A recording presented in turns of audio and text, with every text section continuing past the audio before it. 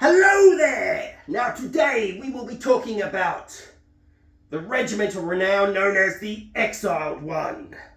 Yes, we are talking about the one and only Scarbrand! Because everything makes Scarbrand angry!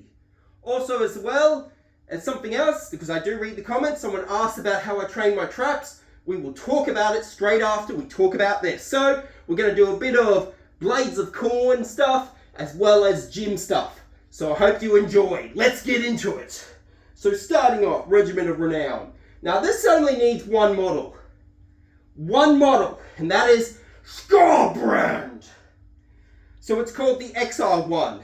If you know Scarbrand's lore, you know why he's the Exiled One.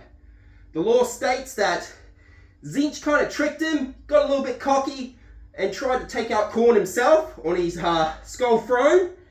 And look, the problem wasn't him attacking Khorne. It was the problem of how he did it. He went up behind him and basically with his axe went, smashed him. Now, this did nothing really to Khorne. Khorne just sat there. But it was the fact that Scarbrand attacked from behind and not coming from the front. And that's what caused his exile.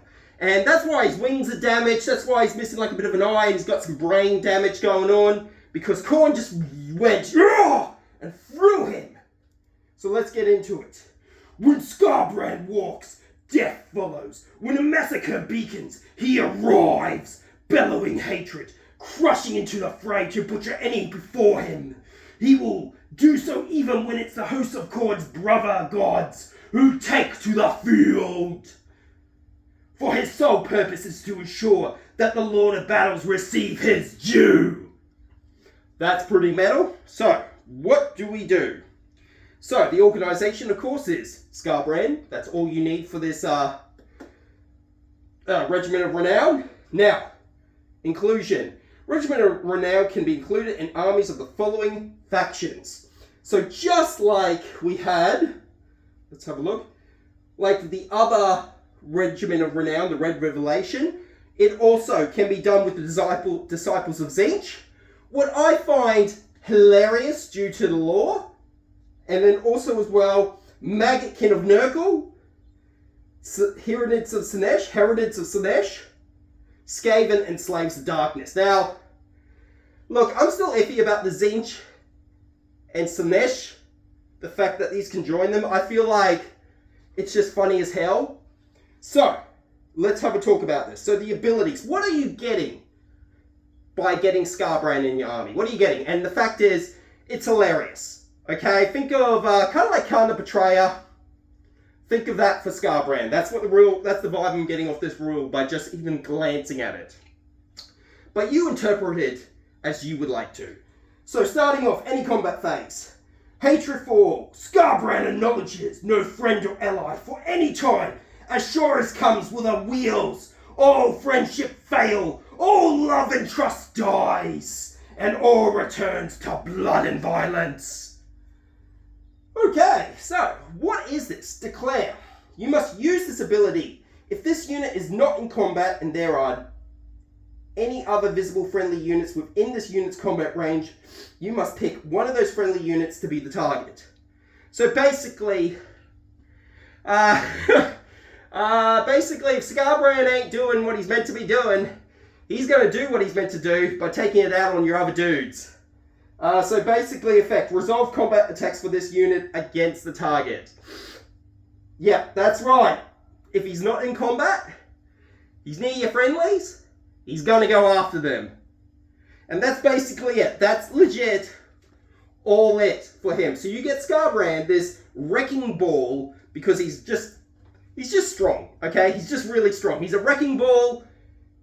If you want him in your army, you can, if you're like, part of those factions. But just a heads up, he is called the Exile One, and he does not care where the blood flows from. So take at your own risk. But I love it. I'm gonna get Scarbrand just for this. I have Angron, what I could proxy. But I like to have the official model, because Scarbrand model, just with the skull and everything on one side, it looks pretty awesome. Now that we've done a bit of Warhammer for the blades of khorne, let's talk about these meaty things here called traps. Traps are pretty handy to have, especially if you do contact sports such as football and such. It really just keeps that neck reinforced, so you're not really putting much strain on it. It just helps it overall. So what exercises can we do to train the traps? Well, good question. What I like to do is high repetitions with these type of muscle. Not keeping it low, but keeping it for moderate weight. Now, of course, for purposes of training, I'm not going to actually do the weight in front of me because I've just got a nice 25 behind me and a nice bar in front of me. But basically, I'm going to demonstrate the upright row first. So, grabbing my bar here. Okay, so when you do this exercise, you want to have 1 foot forward, shoulders rolled back, chest out proud, standing up straight. And if you have to, if you feel like it's rubbing too much against your body, you can just hinge a little bit forward like that and bring it up. Now, a lot of people say, now this is what works for me. If you feel the contraption much better by having it further out, that's no problem. Do it further out. But I feel the contraption and I feel like I get the most out of it when it is thumb distance apart with the grip. So you'll see what I mean by that. So, this is about a 45 kilo bar. So we're going to do those things. We're going to roll the shoulders back. We're going to go from here. We're going to bring it up to underneath the chin, and then we're going to go down. Okay? Doing it again, thumb distance apart. 1, 2, 3. In a slow decline. And allow that weight to actually stretch the traps out. A lot of people make that mistake. They don't allow the traps to actually stretch. And they do also as well, when they bring it up, you should be trying to aim for your shoulder, top of your shoulders, in line with the corner of your mouth, okay? I know you can't see it with me wearing the helmet, but that's like I like to do it. So that was 45 kilos. I particularly only aim for one type of trap exercise. You can change it up every 2 weeks between the upright row to also as well the shoulder shrug.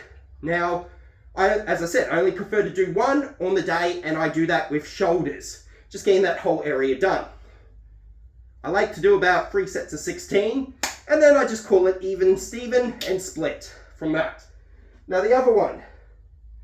So I'm going to do this just with 25s, but normally I like to do it with 40 kg. So you can see in the mirror behind me, I've got just 25 kilos. Same thing, shoulders back. And then we also like to do that. And then when you go on the side, I'll show you from a side view. Kind of bring it up here. See how it's that straight line? And then when we go down, we allow it to actually go further down. So when you got the weight, your shoulders are actually going to drop a little bit further. We go up, we hold it for a good maybe 2 seconds to free, and allow it down. We're trying our best not to allow it. You are going to have it happen, but the weights are going to dry up against the side. You can do this with a bar variation, but really, you're not really going to be getting the angle right because the bar needs to be running through your legs.